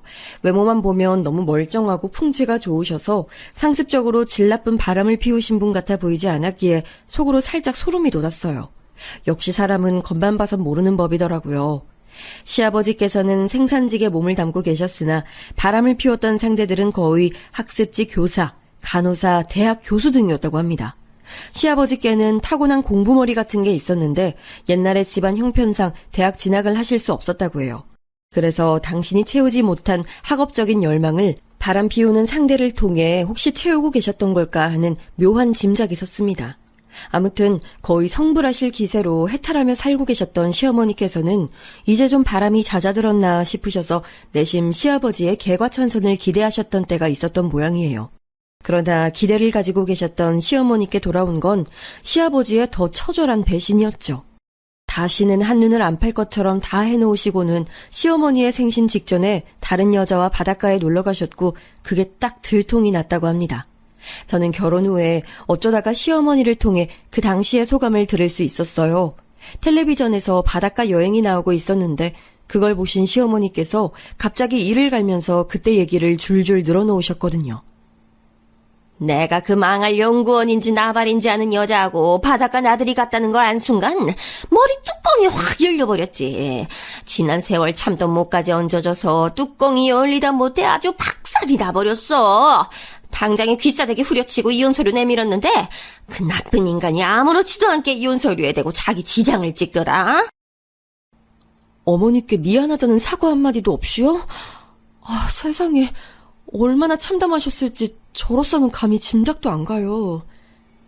사과는 개뿔. 그 태연자약하게 지장 찍는 걸 보고 내가 그대로 주저앉았지. 망신스러워서 확 그냥 그만 살아버릴까 이런 생각마저 들던 때 우리 혜진이가 나라에서 최고로 쳐주는 명문대에 합격을 해버린 거야 뭐야. 응? 아유, 이런 효녀가 다 있어. 그 나쁜 인간 그 시간부로 미련을 두지 않게 됐지. 아유, 우리 최고 효녀 혜진이가 고려대학교에 다니게 됐는데 그따위 이혼 알게 뭐야. 시어머니께서는 언제가 됐든 시누이의 대학 합격 순간만 회상하면 너무 기뻐서 눈물이 다 고이실 지경인 듯 했습니다. 깔끔하게 시부모님은 갈라서셨지만 시누이가 들고 온 명문대학교 합격증을 통해 삶의 원동력을 되찾으신 시어머니와는 다르게 막상 이혼이 성립되자 시아버지께서는 태도를 바꾸어 은근하게 재결합 의사를 비춰오셨다고 들었어요. 화장실 갈 때와 나올 때가 사람 마음이 다르다고 하더니 그런 모양이었나 봅니다. 진짜로 이혼을 해버리자 시아버지께서는 아쉬운 기분이 드셨던 거였죠. 상견례장에서도 결혼식장에서도 저는 그런 기운을 살짝 느꼈어요. 시아버지께서 재결합을 요구하고 계신다는 느낌이 들었죠. 하지만 시어머니께서는 무척 도도하셨습니다. 고려대학교 다니는 우리 딸이 지 아빠는 싫고 지 엄마만 좋다고 하는데 내가 왜 당신하고 살아줘야 돼? 그동안 저지른 죄값으로 집 두고 꺼졌으면 영원히 꺼져 있을 것이지. 그만 기웃거려.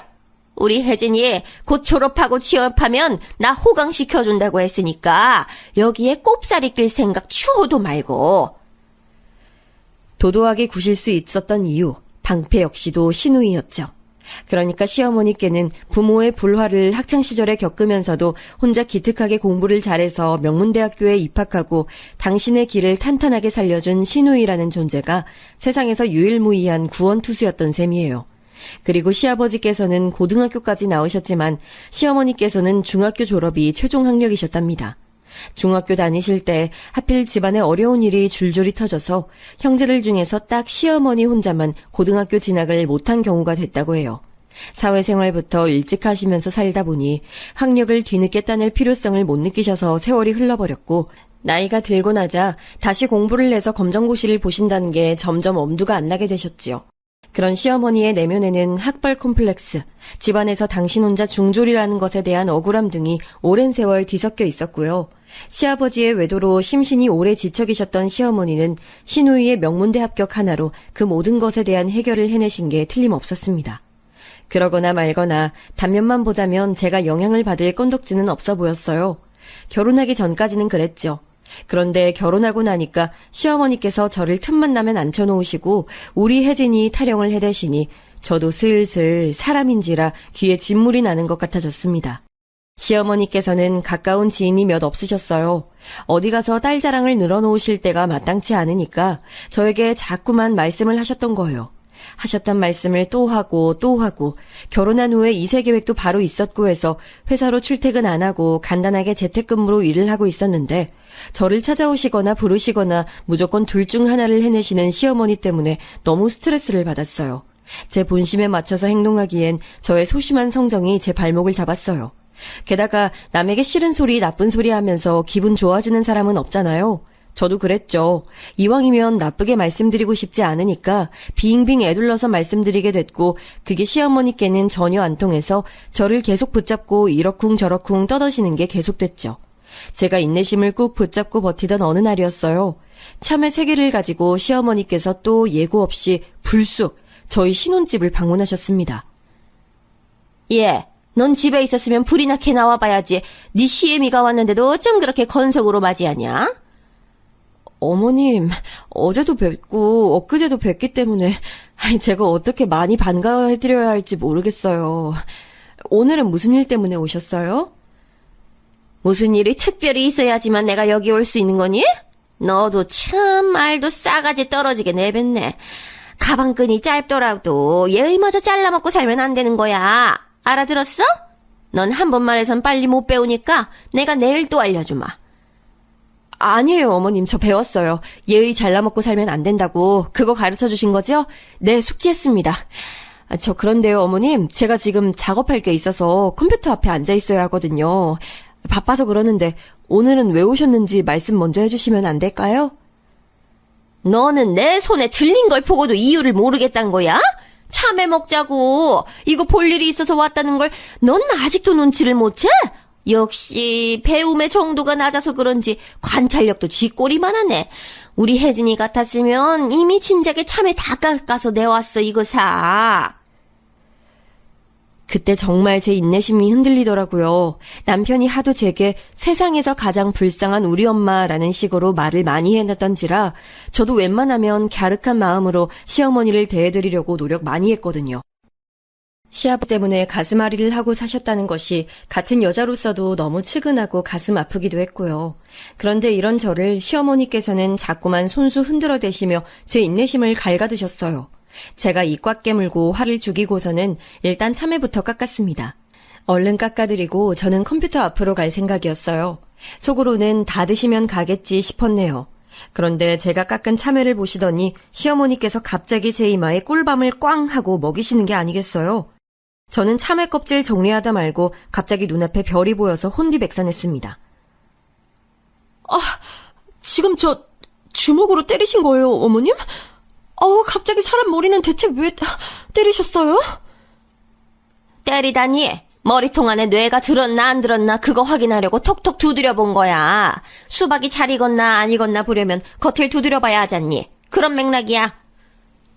어머님, 사람 머리인데 당연히 안에 뇌가 들었겠죠. 저 학교 다닐 때 선생님한테 말고는 한 번도 머리 이렇게 맞아본 적 없는데 솔직히 아픈 것보다도 너무 심정이 복잡해요. 저 지금 어머님 더 못 보겠어요. 이만 가주셨으면 해요.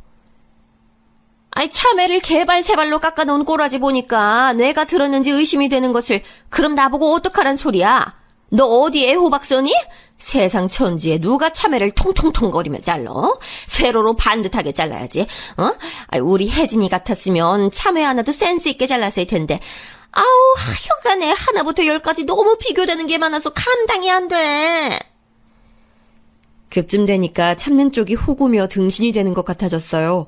시어머니께서 불안정했던 심신의 위로를 시누이를 통해 받으신 만큼 거의 병적으로 우리 혜진이가 가장 잘났다는 것에 집착하시면서 저와의 비교를 통해 자꾸만 확인받고 싶으신 것까지는 저도 이해가 갔어요. 하지만 이해가 간다고 해서 납득이 되는 건 아니었죠. 제가 얼굴에서 표정을 싹 지운 채로 시어머니를 똑바로 쳐다보며 조용히 말씀드렸습니다. 어머님, 아가씨에게 결혼할 사람 생겼다면서요. 꼭 그 상대가 아니더라도 아가씨는 결혼을 하시겠죠? 한번 생각을 해보세요. 아가씨가 결혼해서 시어머니에게 머리 맞고 잔소리 폭탄 맞으면서 기 못 펴고 사는 며느리가 되면 좋으시겠어요? 그걸 원하시는 거예요? 뭐? 너 지금 제정신이야? 우리 혜진이가 얼마나 찬란 인재고 인물인데 그딴 취급당한다는 거야. 말도 안 되지. 결혼해서 우리 혜진이가 그런 이상한 시어머니 만난다니. 그럼 나는 그 결혼 절대 못 시켜. 다행히 상식은 있으셨네요. 어머님, 방금 느끼신 감정, 머릿속에 드신 생각, 그게 바로 제 현재를 보며 제 친정 식구들이 품을 만한 감정이고 생각이에요. 그런 이상한 시어머니를 만난 불쌍한 처지의 며느리가 바로 저라고요, 어머님. 그러자 시어머니께서는 금세 얼굴이 붉게 달아오르셨고 제게 화를 쏟아내고 싶으신 모양인지 입술이 연신 움찔거렸으나 쉽사리 말씀을 뱉진 못하셨어요. 저는 그 틈을 타서 자리에서 일어났고 시어머니의 겉옷을 챙겨드렸습니다. 이제 나가시라는 표시였죠. 이제 찾아오지 마세요. 저도 안 찾아가요. 딱히 용건이 없는데 만나고 사는 것 자체가 고부관계에서는 안 될 일이었던 것 같아요. 이만 가보세요, 어머님. 어머머머머, 너 왜 이렇게 싸가지가 없고 예의를 다 잘라먹었니? 기가 엄청나게 드센 걸 보니 가방끈도 짧은 주제에 사회생활하면서 돈 벌어먹으려면 너 정도로는 독해야 하는 건가 싶네. 우리 아들 기 모표에 꽉 쥐어잡고 사는 건 아니지? 넌 아물래 우리 혜진이한테 나쁜 소리 해다는 건 아니겠지? 그런 의심을 왜 하세요? 저 그렇게 안 살아요. 저를 꽉 쥐어잡고 싶어 하는 사람, 저에게 나쁜 소리 하는 사람은 있어도 제가 다른 사람에게 그러고 살진 않아요. 안 그러려고 노력하면서 산다고요. 지금 너에게 그러는 사람이 바로 나란 얘기하고 싶은 거야? 이런 맹랑하고 건방진 걸 보았나? 내가 너한테 얼마나 친근하게 잘 대해주고 챙겨주고 아껴주고 다 했는데 넌 은혜를 원수로 갚는구나. 너 같은 무식한 며느리를 내가 드리는 게 아니었는데 아우 원통하다 원통해. 원통하게 해드려서 죄송해요, 어머님. 제가 멀린 못 나가요. 알아서 살펴가세요. 말씀드렸다시피 제가 지금 좀 바빠서요. 어머님은 저보다 유식하고 은혜 베푸시는 분이니까 이해하시죠? 제가 일부러 사근사근하게 말씀드렸더니 제대로 약이 오르셨는지 시어머니께서는 길길이 날뛰시면서 저희 집을 나가버리셨어요. 나가시면서도 저에 대한 욕을 계속 중얼거리시더군요. 제법 대범하게 배짱을 부리며 시어머니를 상대하고 또 물리쳐냈으나 저는 다리에 힘이 풀려서 거실에 한참을 주저앉아 있어야 했어요. 왜 기어이 사람 입에서 직설적이게 모진 말이 나오게 만드신 것인지 시어머니가 원망스러웠죠. 그리고 그날 남편이 퇴근했을 때 저는 아뿔싸 싶었습니다. 제가 이런저런 상념에 빠져있느라 잠시 간과하고 말했던 거예요. 시어머니께서 당연히 당신의 아들인 제 남편에게 전화를 거셔서 미주알 고주알 다 떠드셨을 거라는 사실을 말이죠. 저를 보는 남편의 눈빛에서 저는 실망 혹은 슬픔 같은 기색을 느낄 수 있었어요. 시어머니께서 저를 대단하게 묘사해 놓으신 게 틀림없었어요. 평소라면 아무리 회사에서 힘든 일이 있었어도 제게 환한 미소부터 지어주는 사람이 바로 남편이었는데 미소는커녕 깊은 한숨을 푹푹 내쉬면서 옷방으로 들어가더군요. 그래서 저는 남편이 제게 안 좋은 소리를 늘어놓기 전에 제가 먼저 선수 쳐버리기로 했죠. 오빠, 나 이제 더 이상 안 되겠어. 어머님 때문에 나 진짜 미쳐버릴 것 같아. 아가씨 얘기를 나한테 하시는 것까진 내가 그렇다 치고 들어드리겠는데 그러시면서 은근하게 자꾸만 나를 깎아내리시는 것 같다는 느낌을 내가 지울 수가 없단 말이야. 나보고 전문대 출신이라고 지칭하시는 것 자체가 난 기분이 좀 상한다고. 그래도 내가 꾹 참아왔건만 오늘 무슨 일이 있었는지 알아? 나 어머님께 머리 맞았어. 세게 맞아서 순간적으로 눈앞에 별이 다 보이더라.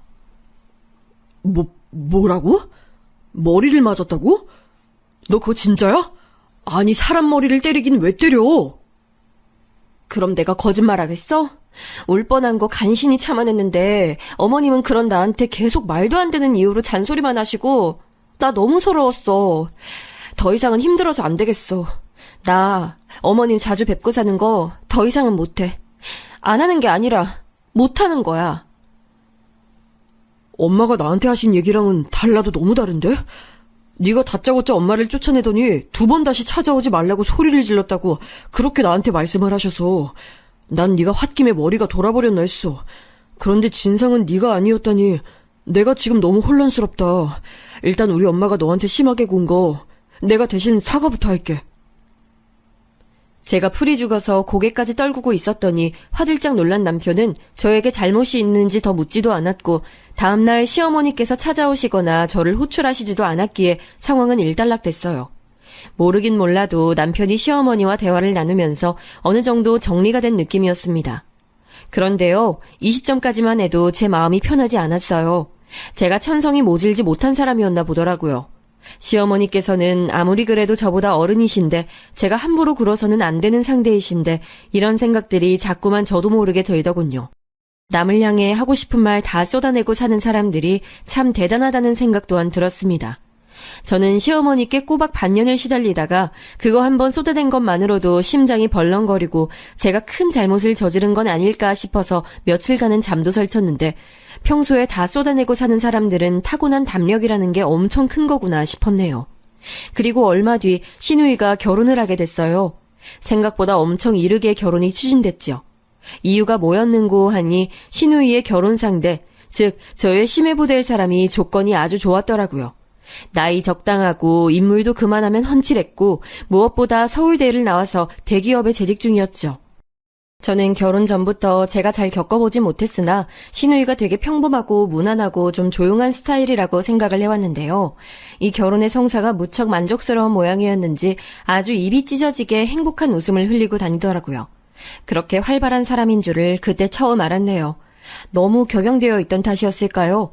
시누이는 그동안 저와는 별로 접점도 없었으면서 오랜만에 저를 보자마자 이런 경솔한 말을 날리더라고요.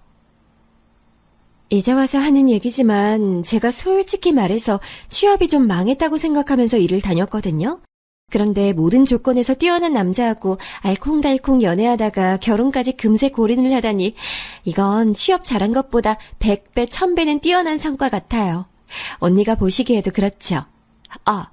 언니는 본인도 안 뛰어나시고 배우자 역시도 안 뛰어나니까 저에게 공감을 하실 수가 없겠군요. 죄송해요. 제가 배려가 좀 부족했어요. 저기요, 아가씨. 저는 그렇다 치고요. 결혼하신 그 배우자라는 존재가 본인의 오빠라는 건 인정하고 얘기를 하신 거 맞죠? 꼭 그렇게 안 짚어주셔도 되는데요. 언니는 이상한 데서 집요하신 스타일인가 봐요. 왜 저희 엄마랑 싸웠다고 하는지 알 것 같아요. 헛기침을 연신 날려댄 시누이는 그러고 나서는 갑자기 화제 전환을 했고 제가 어이없다는 눈빛을 쏘아대는 것을 열심히 못 본 척하면서 절 외면했어요. 그제서야 저는 굉장히 보통이라고 여겨졌던 시누이 역시 꽤나 독특한 구석이 있다는 걸 알게 됐던 것이죠. 콩 심은 데 콩 나고 팥 심은 데 팥이 난다더니 정말 그렇더라고요. 시어머니와 외모가 닮은 쪽이 남편이라서 저는 더욱 시누이는 시어머니와 결이 다른 인물이라고 여겨왔는데 오판이었던 것이죠. 기가 막혀서 저는 절레절레 고개만 흔들었고 굳이 시누이에게 더 따지지 않았어요. 시누이의 결혼 소식차 시댁에 모인 참이었기 때문에 당연히 시어머님께서도 계셨고 저는 되도록 조용히 있다가 조용히 사라지고 싶었기 때문이에요. 시어머니를 뵙기가 조금은 민망하더라고요. 그런데 갑자기 예상하지 못한 상황이 벌어졌어요. 남편이 식사 후 부엌에서 식기를 정리하고 있던 저에게 손짓을 몰래 하더니 저를 작은 방으로 데려가는 거예요. 영문을 모르고 따라가 봤더니만 글쎄 그곳에 시어머니께서 어색한 표정으로 계셨습니다. 상황 파악을 한 제가 욱해서 남편을 쏘아봤죠. 그런데 눈치가 없는 건지 남편은 저에게 윙크를 날리며 조용히 문을 닫고 나갔습니다. 시어머니와 화해의 장을 마련해 준 거예요. 진짜 미치겠더라고요. 남편이 우리 엄마가 세상에서 제일 불쌍해 라고 생각하는 사람인 것을 제가 간과했던 게 잘못이었겠죠. 아내인 제 의견은 개코도 물어보지 않고서 독단적으로 시어머니와 샤바샤바해서 이런 자리를 만든 남편이 원망스러운 건 원망스러운 것이고 당장에 어떻게 해야 할지 몰라서 저는 멋쩍게 미소만 흘려댔어요. 죄송했다고 해야 하는 건지 아니면 다른 말씀을 드려야 하는 건지 갈피를 못 잡으며 미소만 간신히 짓고 있을 때였습니다. 시어머니께서 정말 난데없이 눈물을 또르륵 흘리셨어요. 어머님 혹시 지금 우시는 거 아니죠? 나는 내 스스로가 맞는 말만 했다고 치우쳐서 네가 당혹스러울 수도 있었다는 사실을 놓치고 말았더구나.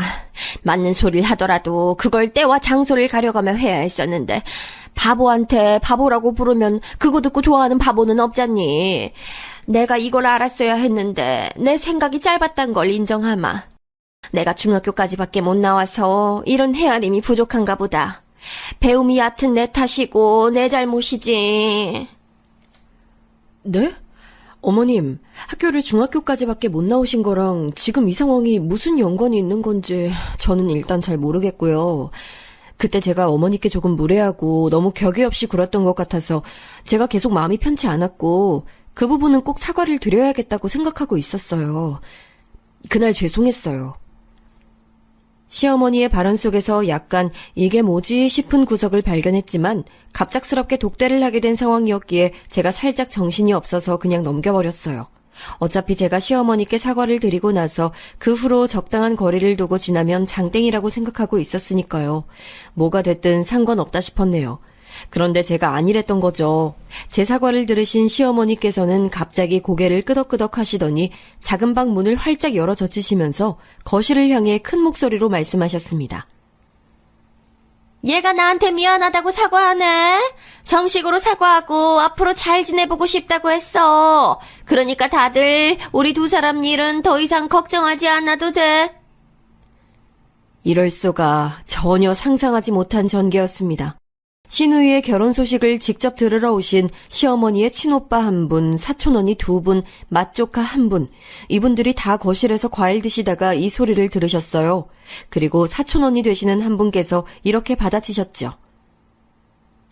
어머나 다행이네. 네가 며느리 잘못 들여서 개고생하는 것 같아서 불쌍하다고 생각하던 참이었는데 기세 며느리 항복선언을 기어이 받아냈구나. 아이 근데 잠깐만. 너 설마 운 거니? 에이, 별로 울지도 않았어. 시어머니는 울지 말란 법 없잖아. 나도 숙이면서 지내고 눈물 보이면서 지내고 뭐 고부관계라는 게 그런 거 아닌가 싶네. 시어머니께서 거실로 나가며 그렇게 말씀을 하셨고 다들 시어머니를 향해 참된 인성이라며 추켜 세우시더군요.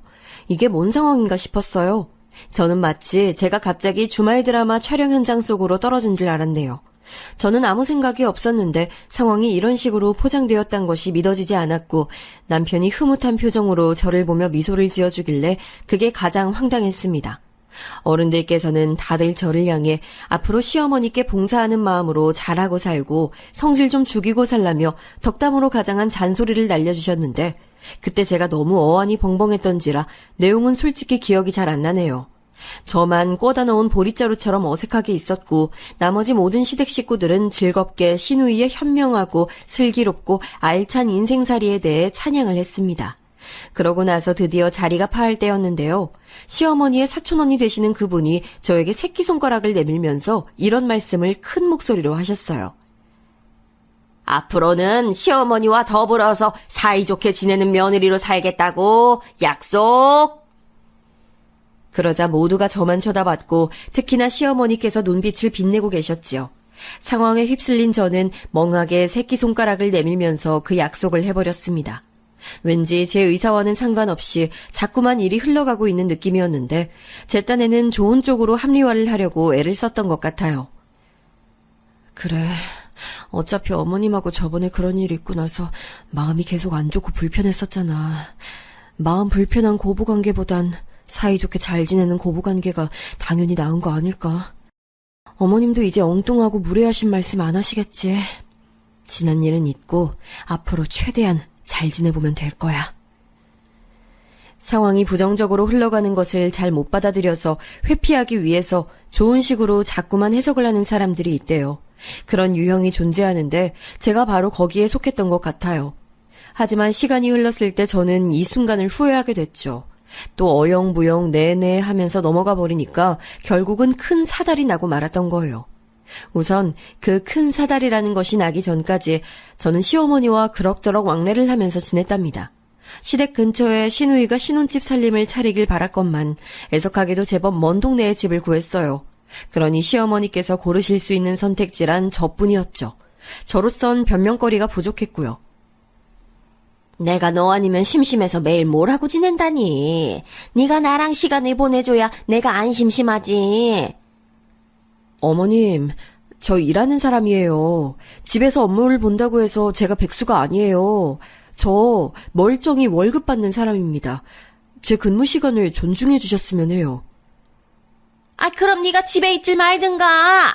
사람이 응당 눈앞에 먹을 게 보이면 먹고 싶어지는 거잖니. 네가 집에 없으면 내가 너를 안 찾아갈 텐데 네가 집에 있으니까 내가 너를 찾아갈 수밖에 없지. 근데 넌 어째 금세 임신 계획이 있다고 하더니만 통 소식이 없다. 이럴 거면 집에서 근무하는 보람이 있기나 한 거니? 대꾸하기도 싫어서 그냥 가만히 있었네요. 그런데 시어머니의 막무가내식 우기기를 접한 저에게 한 가지 깨달음이 찾아왔어요. 제가 왜 아등바등 뭘 위해서 재택근무를 고집하고 있었을까 하는 것이었답니다. 원래는 결혼하고 몇 달 안에 임신을 하는 것으로 남편이랑 계획을 했었는데 시도 때도 없이 찾아오시는 시어머니 때문에 스트레스를 받아서 그런 건지 어쩐 건지 저는 아이를 가질 생각이 뚝 떨어져 버렸거든요. 그러니 번거롭더라도 회사로 출퇴근을 하는 게 저에게는 이득인 듯 싶었어요. 그래서 당장 재택근무를 그만뒀습니다. 일찍 출근해서는 늦게 퇴근을 했어요. 밖에서 아침, 점심, 저녁 세 끼를 다 해결했고요. 그러자 단 사흘 만에 남편이 난리가 났습니다. 아침에 네가 먼저 나가니까 날 깨워주고 계란 부쳐주는 사람이 없어. 저녁에 집에 돌아오면 나 반겨주는 네 얼굴 보는 게 내 피로 회복이었는데 불 꺼진 캄캄한 집에 나 혼자 귀가하는 게 얼마나 쓸쓸한 줄 알아? 저는 네 집 개가 짖나 하는 태도로 하품이나 날려줬네요. 그러자 남편은 저와 대화가 안 되니까 무척 답답해했고 서서히 자기 모친을 원망하기 시작했죠. 오래도록 세상에서 가장 불쌍한 우리 엄마라는 신념을 고수해온 주제에 꼴에 그것도 무너지는 게 가능한 거였나 보더라고요. 그때 남편의 심정이란 우리 엄마만 아니었어도 내 와이프가 집에서 계속 나를 챙겨줬을 텐데 이게 다 엄마 때문인 것 같지만 이걸 따지기에는 내가 불효자가 되는 것 같아서 차마 그럴 수는 없고 그렇다고 내 와이프가 계속 나가서 일하는 건 싫고 이거 어떡하지? 라는 식이었답니다. 남편이 전전긍긍하는 것을 저는 모르는 척하면서 능청스레 지냈어요. 제가 먼저 이야기를 꺼내주길 남편은 기다리는 눈치였지만 제가 그런 걸 감지 못하는 척 한 것이었죠. 제가 평일에 하루 종일 밖에 있다가 귀가하고 주말에는 이런저런 약속 핑계로 외출을 하자 시어머니께서는 도저히 저에게 파고들 틈을 못 찾으셨답니다. 저에게 전화를 초반엔 자꾸 하셨는데 제가 일 때문에 통화 못한다는 핑계로 안 받았어요. 문자나 카톡도 바빠서 못 본다는 식으로 확인을 했고요. 그랬더니 도저히 수를 못 찾으시겠는지 점차 연락하시는 빈도가 줄어들었죠. 시간이 조금 지나서 이렇게 원천 차단이라는 것을 해놔야 하는 것이었구나라는 생각이 들 무렵이었습니다. 큰 사달이 드디어 벌어졌는데 발단은 신우이의 이혼이었어요. 신혼 1년차 깨를 볶으며 한창 잘 지내야 할 시기에 갑작스러운 이혼 소식이라니 저나 남편이나 이게 뭔 날벼락인가 싶어서 놀랐는데요.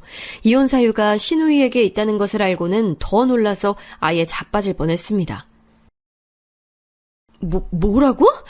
아가씨가 바람을 폈고 그걸 제대로 걸리는 바람에 이혼당하게 됐다는 소리야? 아니 어쩌다가? 너무 만족스러운 결혼을 한다면서 아가씨 의기양양하던 모습이 바로 어제일처럼 눈에 선명한데 그런 사람이 아직 신혼임에도 바람을 피웠다고? 대체 상대가 누구래? 진짜 돌아버리겠다. 나도 혜진이가 설마 그럴 줄은 몰랐어. 공부머리 좋고 똑똑하고 뭐 하나 빠지는 거 없이 잘난 우리 집안 자랑이 바로 내 동생이었는데 고등학교만 나오고 계약직으로 공장 다니고 모아둔 돈은 한 푼도 없고 거기에 아직 군대도 안 다녀온 놈이랑 눈이 맞아서 바람을 피웠다네. 둘이 과감하게 팔짱까지 끼고 숙박업소로 향하다가 걸린 모양이야. 세상에. 일단 고학력자인데다가 스스로도 명문 고려대학교 나온 걸 자부심으로 여기는 아가씨가 그런 상대하고 바람이 나서 그렇게나 만족스러워했던 결혼을 이렇게 허무하게 끝내게 됐다고? 와, 드라마 각본을 쓰라고 해도 난 이렇게는 못 쓰겠다. 뭐 이런 경우가 다 있어? 시아버지는 고학력자들과 바람을 피우셨다던데 반대가 끌리는 이유도 아니고 이것 참 황당하더군요. 어쨌든 신우이는 결혼으로 장밋빛 인생 2막을 꿈꾸었지만 매몰차게 이혼당하며 단 10원 한 장도 못 들고서 맨몸으로 쫓겨났습니다. 다니던 회사에도 소문 다 퍼져서 신우이는 그 모멸감을 견디지 못하고 잦은 퇴사를 하고 말았어요. 이런 사태를 두고 어이없어서 미치겠다. 저희 부부와는 아주 다른 감상을 내놓은 사람이 있었으니 바로 시어머니셨죠. 제가 재택근무를 때려치운 이후로 저와는 통왕래가 없으신 상태였고요. 시댁에서 뵙는 것은 그래서 꽤 오랜만이었는데 시누이가 이혼 이후로 후회의 눈물로 하루하루를 보내며 힘들어하고 있는 와중이라는 연락이 계속 오는 바람에 걸음을 해본 것이었어요. 그런데 시어머니께서 이혼을 당하신 장본인이신 것 마냥 왠지 수척해 보이셨고 눈가가 거뭇거뭇하시더군요. 남편이 주차 때문에 시간이 좀 걸려서 저 혼자 먼저 시댁에 들어선 것이었는데 제가 조심스레 안부를 여쭤보았죠. 어머님, 안색이 많이 안 좋아 보이세요. 혹시 요즘에 잠을 통 못 주무셨어요? 아가씨는 방에만 계신 거예요? 그럼 방에만 있지. 틀어박혀서는 밥때가 아니면 나오려고 하지도 않네. 게다가 새벽에 잠 안 자고 휴대폰으로 뭘 보는 건지 시끄러운 소리도 들리고 울다가 웃다가 아주 난리도 아니야. 아우, 이러니 내가 잠을 잘 수가 있겠니? 그렇구나. 아가씨가 원래 새벽에 감성이 더 예민하잖아요. 새벽 시간대를 견디기 힘드신 아가씨가 영화나 드라마 보시면서 우울한 거 달래시는 모양이네요. 그래? 아유, 네가 젊은 사람이라 그런지 확실히 그런 걸 잘 이해하는구나. 내 생각에는 우리 혜진이도 환경을 바꿔서 여기 말고 딴 데 있으면 회복이 더 잘 되지 않을까 싶은데 앞으로 네가 우리 불쌍한 혜진이 좀 데리고 같이 사는 게 어떠니? 순간 제 귀를 의심했어요.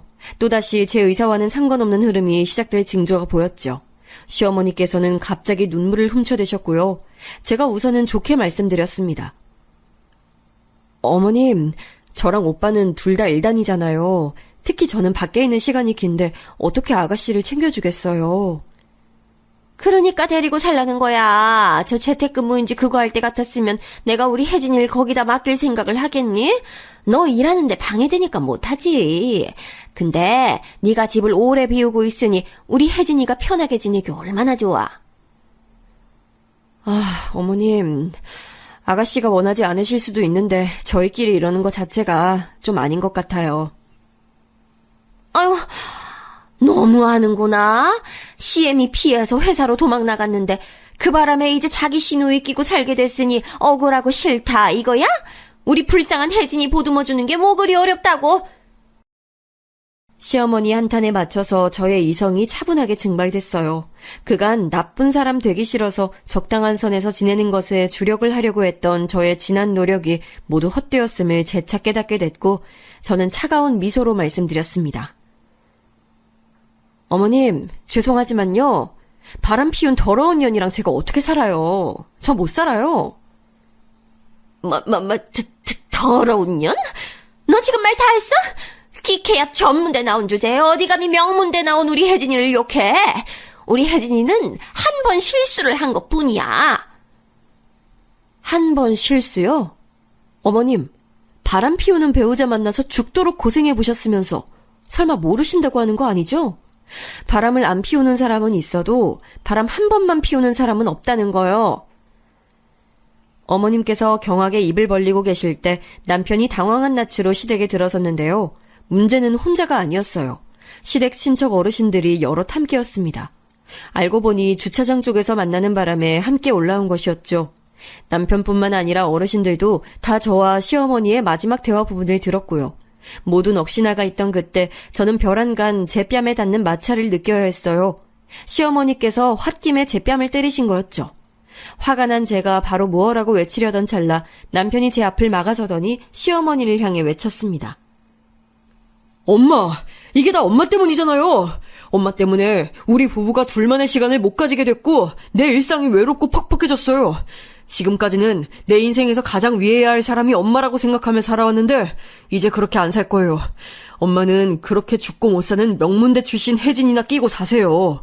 별 볼 일 없는 대학 나온 나는 전문대 나온 내 와이프 끼고 살 테니까. 네가 어떻게 그런 말을 할 수가 있니? 네 동생 명문대생이라고 누구보다 자랑스러워했던 거 바로 너였잖아. 그렇다고 해서 엄마가 날 두고 내 동생만 위하고 칭찬해온 게 좋았다는 건 아니니까요. 못난 아들은 못난 며느리와 둘이서 잘 살 거니까 잘난 딸이랑 잘 사세요. 저도 더 이상은 못 참아요. 시어머니께서는 거의 혼절하신 듯 충격을 받으셨고요. 주저앉으신 시어머니를 친척 어르신들이 살피는 동안 저는 남편하고 시댁을 빠져나갔어요. 약속한 것도 아닌데 서로 두 손을 꼭 맞잡은 채였죠. 그간 다사다난한 일이 많았지만 지나간 날은 다 뒤로하고 앞만 보며 잘 살아가자는 무언의 약속이었네요. 그 이후로는 우선 시어머니께서 저와 남편에게 번갈아가며 용서를 비셨으나 그게 저희 두 사람의 마음을 움직이진 못했네요. 그 사달이 났던 당일에 방에서 이어폰 끼고 노래 들으면서 자고 있었던 시누이는 뒤늦게 상황을 인지했고요. 철이 없는 건지 아무 생각도 없는 건지 저희 부부에게 연락 한 번을 먼저 안 했어요. 그러더니 몇 달 후 시댁의 친척 어르신 한 분께서 주선을 하셔서 선을 봤는데요. 분위기가 좋았는지 금세 결혼 얘기가 오갔대요. 그런데 끝내 결혼으로는 못 갔어요. 결혼 앞두고 시누이가 바람을 피웠거든요. 상대는 고등학교 동창이라는데 유부남이라는 대목이 골 때립니다. 우리 혜진이가 설마 자기 아빠 닮아서 바람기를 물려받았다고? 아니야, 그럴 리 없어. 우리 혜진이가 얼마나 자랑스러운 딸인데 이번에도 실수인 거야. 시어머니께서는 필사적으로 부정을 하셨는데요. 이미 시댁 친척 어르신들은 한 번 실수라도 두 번은 고의라고 여기셨기에 다들 등을 돌려버리셨어요. 시간이 지날수록 시어머니께서는 머리를 싸매시며 알아눕게 되셨고 시누이는 한 직장에 오래 머무르지도 못하면서 골칫덩이 딸로 전락해버렸답니다. 이래서 열길 물속은 알아도 사람 속은 모르는 법이고 길고 짧은 건 대봐야 한다고 하는 건가 봐요. 옛말에 틀린 말 하나 없네요. 제 이야기는 여기서 매듭을 지을까 해요. 들어주신 분들 모두 고맙습니다.